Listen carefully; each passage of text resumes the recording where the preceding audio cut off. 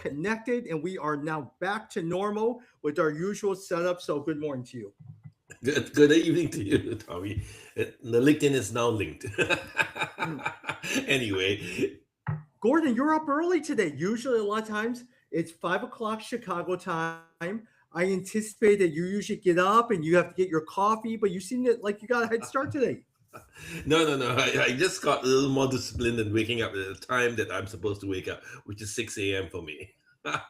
Oh, you do? You get up at 6 a.m. So, what time do you go to bed every single night, Gordon? Oh, I suppose about 10ish, 11. Okay. So are you would you say you're more of a morning person or evening person? Do you get the most done in the mornings? Oh, I'm definitely a morning person. I kind of fade off after meals. Yes. And Gordon, I do find that a lot of times, like late at night, if I try to sit in front of my computer around 10:30 to 11 to do some work, I am just not there. But you wake me up at 5:36, I could probably get a lot more work done.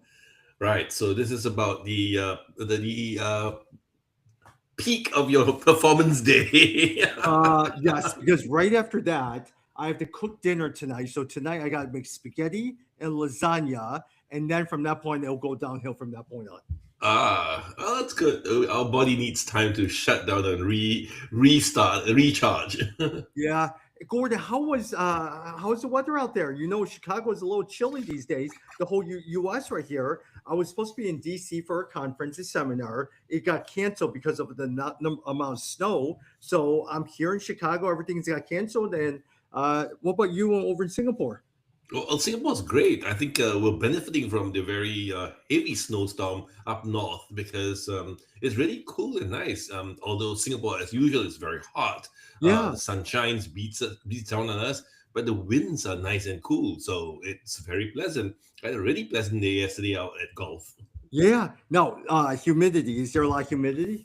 Oh my god, Singapore is really humid. So if you got to get used to that little mucky feeling. So once you get over with that, I think you're okay.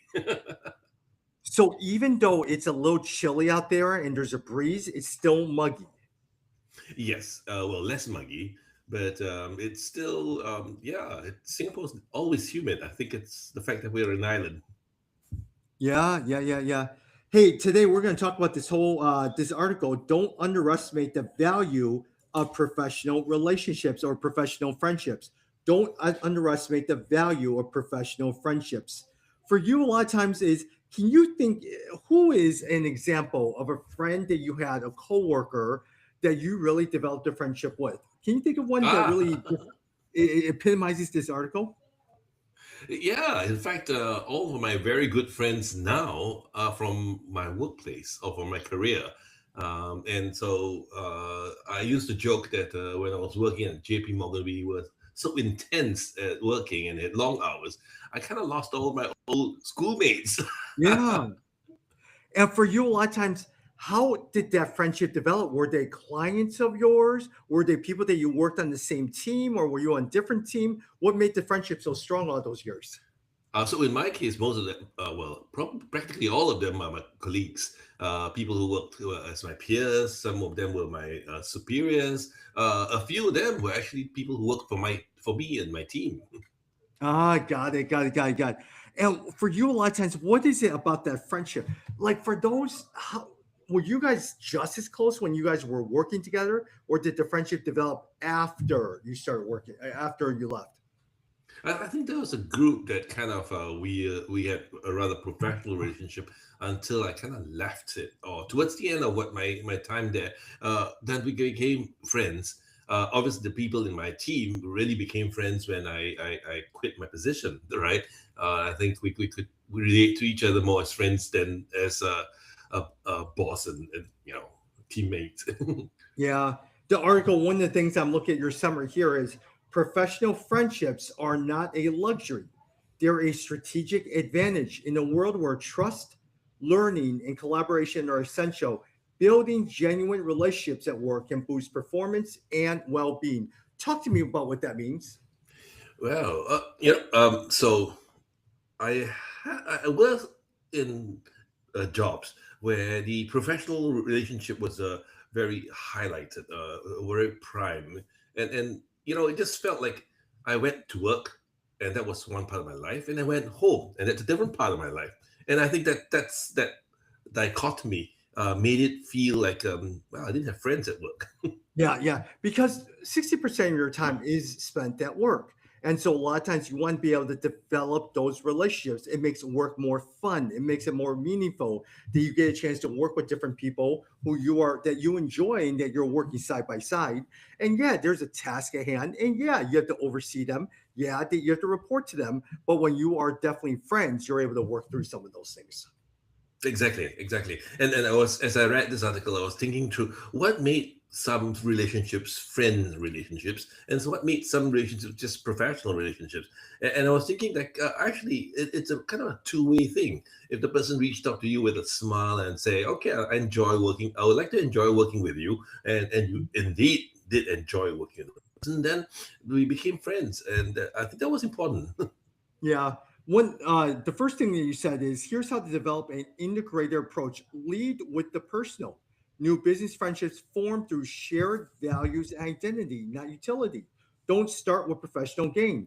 Find real ground first. Friendships last both when both also benefit professionally, but that's a natural outcome, not a starting point.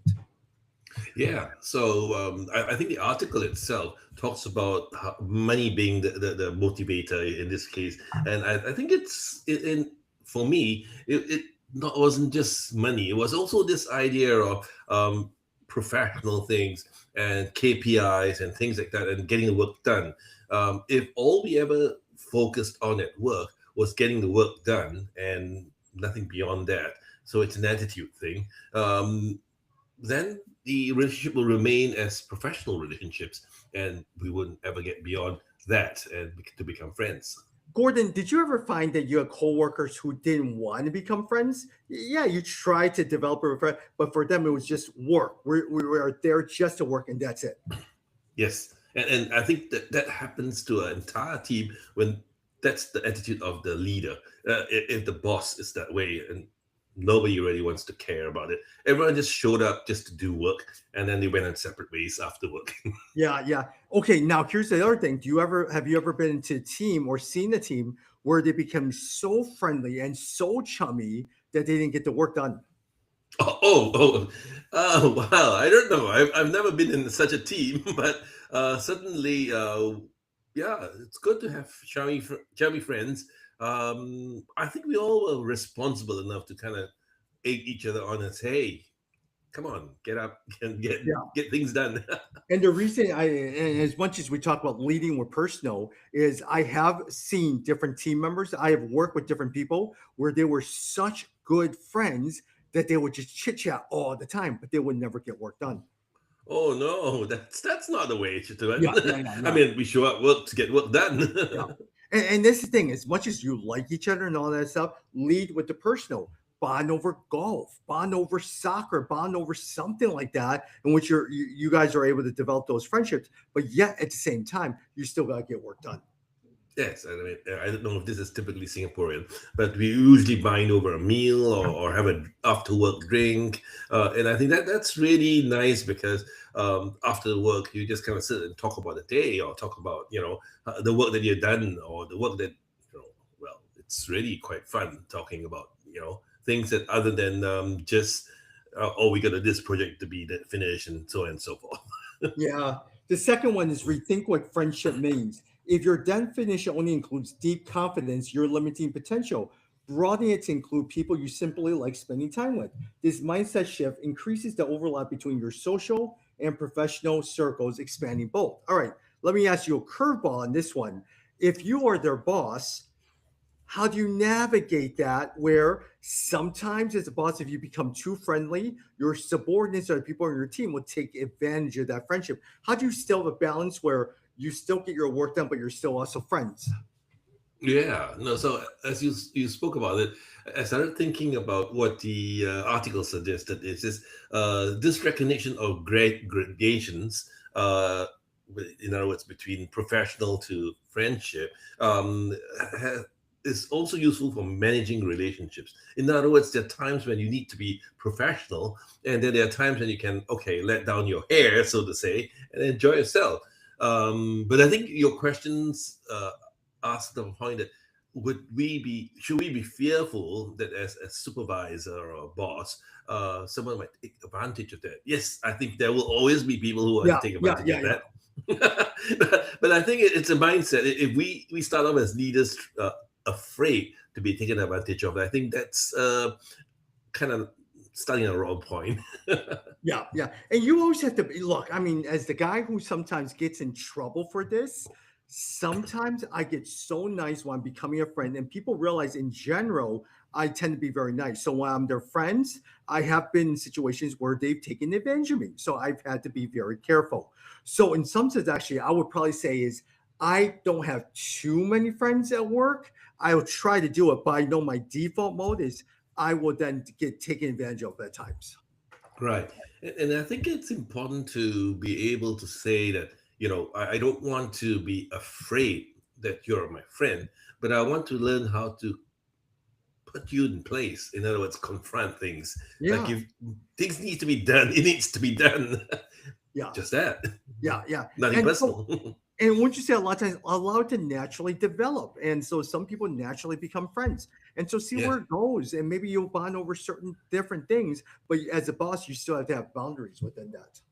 exactly. So once that those boundaries are recognized, and I think work becomes easy. Work friends become easier to be because yeah, I think people have the sense to know when we need to get work done and when do we Yeah. need to just really chill.